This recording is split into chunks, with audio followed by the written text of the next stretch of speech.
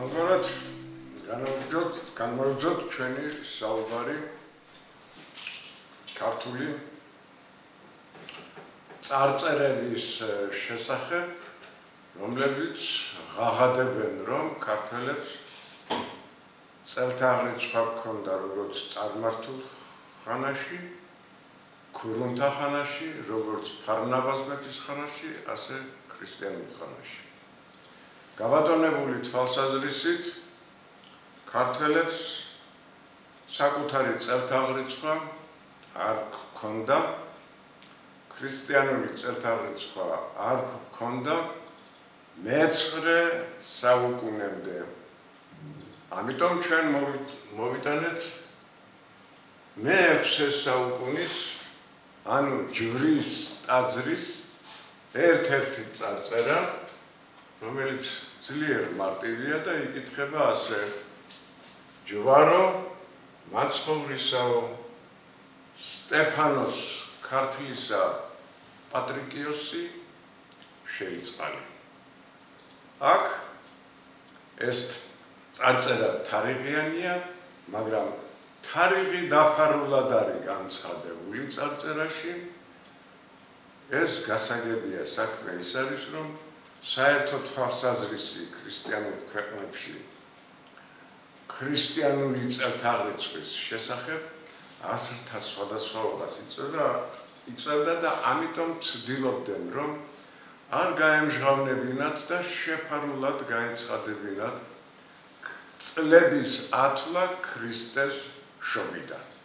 აი სწორედ ამ წარწერებში წლები ათვლილია ქრისტეს შობიდან, ანუ აქ ასონიშან ქანს აქვს რიცხვის 600-ის მნიშვნელობა, ეს ქანის ანბანური სათვალავია, რომ ეს წარწერა დაიწერა ქრისტეს შობიდან 600 წელს. ხოლო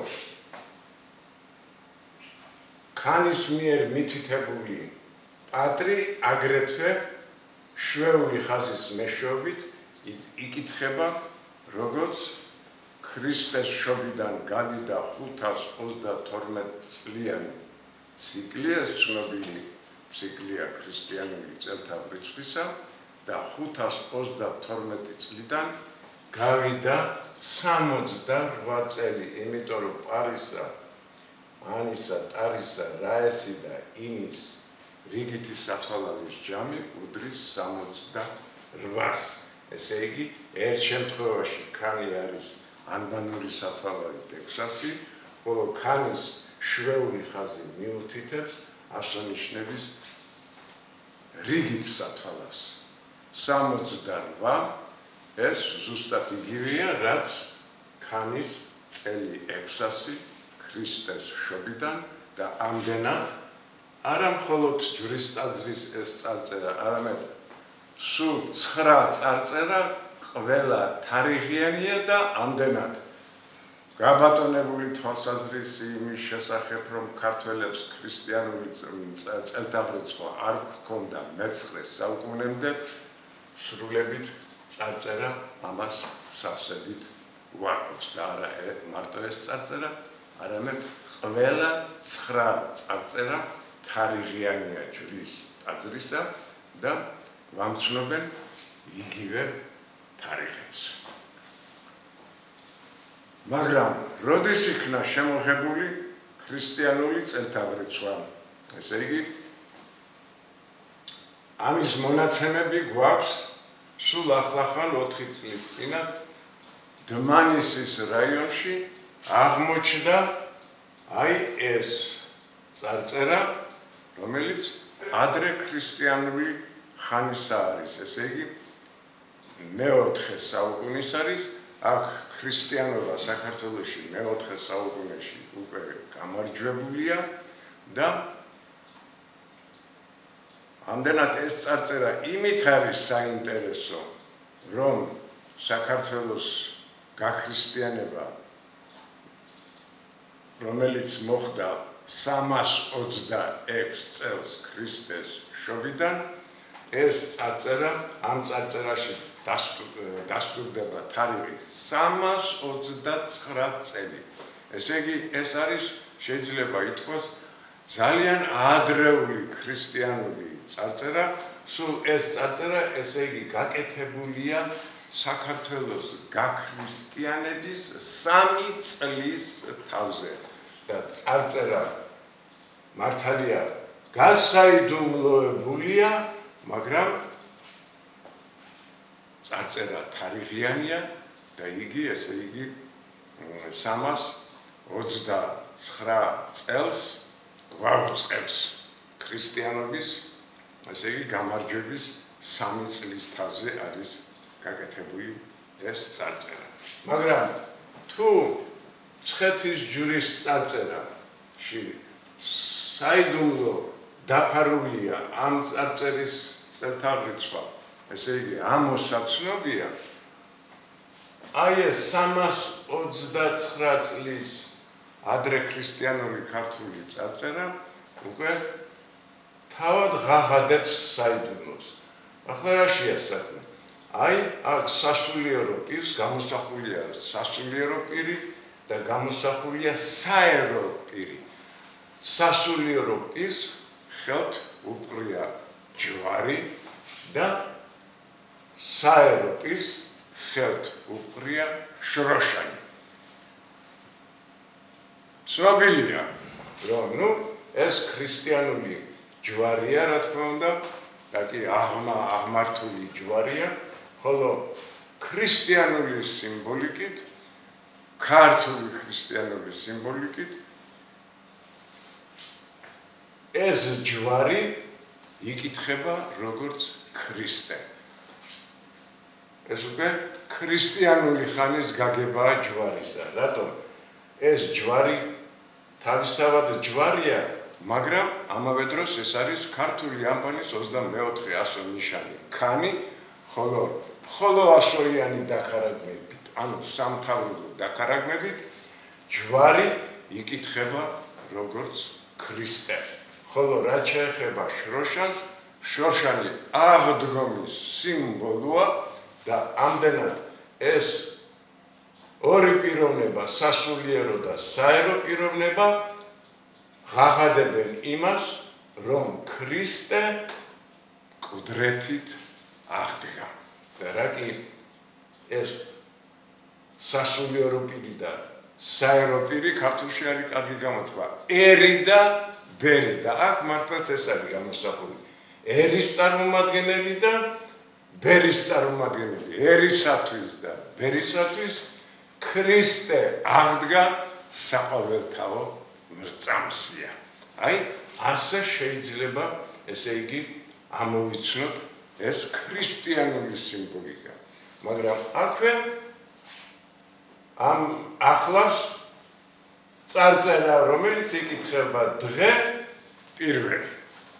საქმე ის არის, რომ აი ამ წარწერაში ეს ერთგვარი ანბანის სალაროა, რომელიც გამოყენებულია ამ წარწერის შინაარსის გასაგებად. ჩვენ თუ გვაქვს ჯვრის სამთავრობო დაქარაგმება, როცა მხოლოდ 100 ქანი იწერება და იკითხება როგორც ქრისტე, ჩვენ გვაქვს ჯვრის საუფლო დაქარაგმება, როდესაც ქანს უნდა მივმართოთ სალაროს.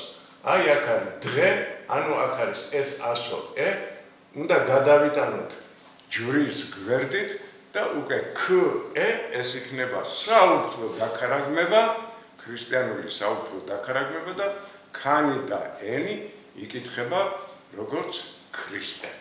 ახლა რაც შეეხება შროშანს, თუ ჩვენი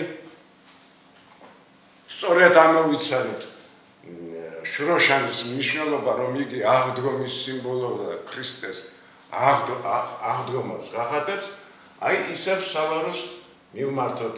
აქ არის ენი ავიტანეთ ჩვენ და წავიკითხეთ ქრისტეს. ესე იგი ეს უკვე უეჭველად ასე იკითხება, რომ ეს ჯვარი კი არ არის, არამედ ეს არის ანბანის 200 ქანი და ენი და ეს არის ცნობილი საუფლო დაქარაგმება ქრისტე ღმრთისა. ასევე ესე იგი შროშანმა უნდა თქვას, რომ იგი მართლაც იკითხება როგორც აღდგა. რატი ე გადავიტანეთ მაღლა ა ღ დ დაგჭა. თუ ქვემოდან ზემოთ წავიკითხეთ და ეს მიღებულია ქრისტიანულ წარწერებში. დაგჭა ა ღ დ დაგჭა ორი ასონიშნის წაკითხვის ისა განი და ანი არა ქრისტე ა ღ დ ეხლა უნდა წავიკითხოთ გ ა საქმე ის არის უნდა ჩამოვიტანოთ რა კი აქვს სამი ასონიშანია რაოდენობრივი სათვალავი არსებობს ქართული ანბანისა და სამი ასონიშანი ა ბ გ გან ბგერას ნიშნავს ესე იგი ეს სამი ასონიშანი წაიკითხება როგორც განი ხოლო ბოლოში ა და რა გამოვიდა მართლაც შროშანი იკითხება როგორც ა ღ დ ქვემოდან ზემოთ და შემდეგ გ და ა ქრისტე აღდგა. ამდენად წარწერას საიდუმლოს ამჟღავნეს, მართლაც იგი საიდუმლოა, იმიტომ რომ კითხველმა უნდა ამოიცნოს მისი მნიშვნელობა, ხოლო შემდეგ ესე იგი ეს საშუალება სალარო საშუალებას გვაძლევს, რომ ესე იგი ამოიცნოთ ამ წარწერის წაკითხვის სინამდვილე. ქრისტე აღდგა. მაგრამ რაც ნიშნავს დღე პირველი საქმე ის არის, რომ ერთშაბათი არის დღე პირველი და ეს ნიშნავს კვირა დღეს. ცხადია, ქრისტე აღდგა, კვირა დღეს ეს საყოველთაო მრწამსია. მაგრამ აი ამ წარწერაში დღე პირველი აგრეთვე მითითებულია ამ ქვასვეტის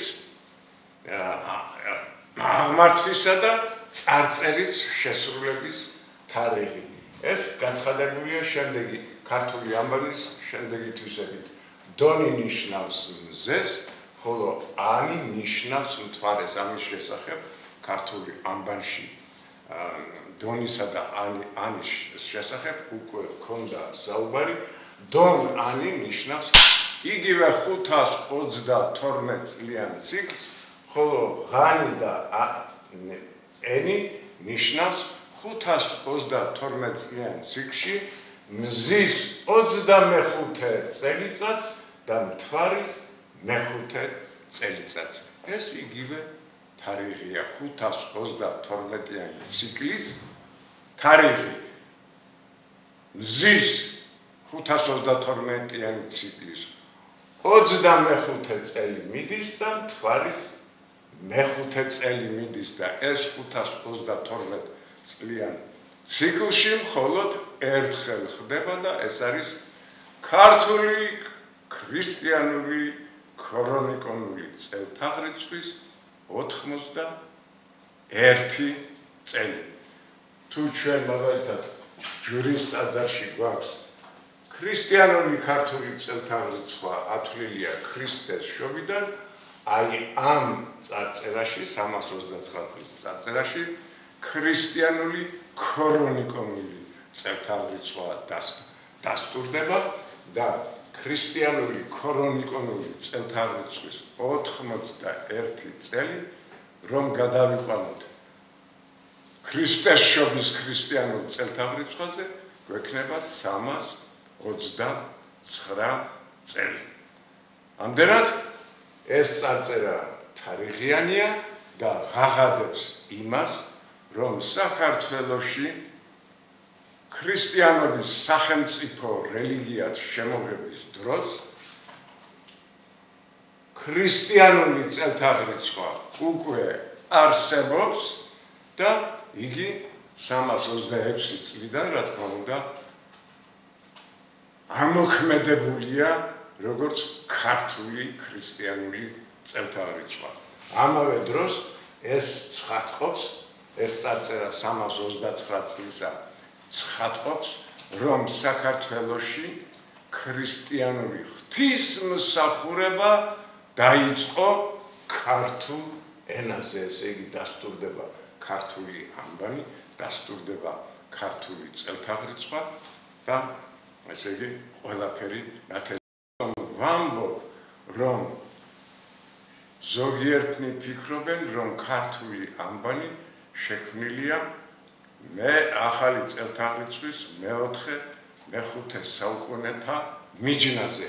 აი ეს წარწერა სავსებით უარყოფს ამ დებულებას. აგრეთვე სავსებით უარყოფს იმ დებულებას, თითქოს საქართველოში ქრისტიანული ღვთისმსახურება დაიწყო არა ქართულ ენაზე, არამედ რატომღაც უნდათ დაამტკიცონ, რომ ქართველებს ანბანი არ ქონდა და ამიტომ საქართველოში ქრისტიანული ღვთისმსახურება დაიწყო არა ქართულ, არამედ ბერძნულ ენაზე. 329 წლის ეს ბრწყინვალე წარწერა სავსებით უარყოფს კორნელი კეკელიძის, აკაკი შანიძის და სხვათა თვალსაზრისებს, თითქოს ქართველებს საქართველოს გაქრისტიანების ჟამს არც ქრისტიანული წელთაღრიცხვა ჰქონდა, არც ქრისტიანული კალენდარი ჰქონდა, არც ანბანი ჰქონდა და რომ თითქოს საქართველოში ქრისტიანული ღვთისმსახურება ბერძნულ ენაზე იქადაგებოდა. ამ წარწერა სრულიად ნათელყო, რომ ჩვენი დიდი მეცნიერები ამ საკითხში ცდებოდნენ და ეს გადასახედია. ამდენად ამ ორი წარწერით ამოწურულია საქართველოში ეს როგორც ნიმუშები მოვიტანე ქრისტიანული წელთაღრიცხვის ანგარიში საქართველოში ქრისტეს შობიდანი ანგარიშებოდა და ქრონიკონული წელთაღრიცხვის ანგარიშებოდა.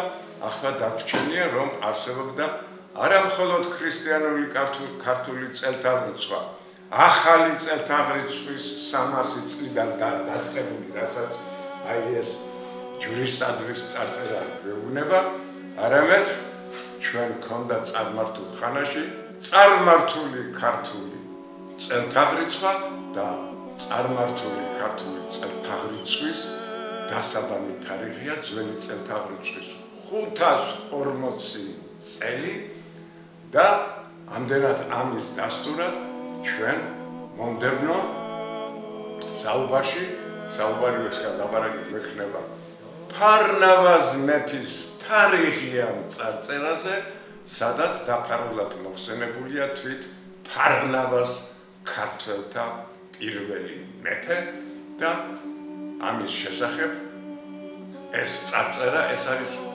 რაღაც წარწერათა საოცრება, მე მსგავსი სხვა ასეთი უბრწყინვალესი წარწერა არც ქრისტიანულ ხანაში, არც წარმართულ ხანაში არ მეგულება, რა კი ეს წარწერა თვითონ ფარნავაზ მეფის წარწერა და გაცხადებულია მთელი წარმართული ქართული წელთაღრიცხვისა და მზისა და მთვარის კალენდრის შესახებ მომდევნო ორი ლექციაში ჩვენ ამ ფარნავაზის წარწერას მოვამდობთ ორ საუბარს, რაგი ცოტა რთული საკითხია, ესე იგი იქ საიდუმლო უფრო მეტ დაძაბას, მეტ ძალისხმევას თხოვლობს, რათა ამოჩნობილი იქნეს ამ წარწერის საერთოდ. დიდი მადლობა მომავალ შეხვედრამდე.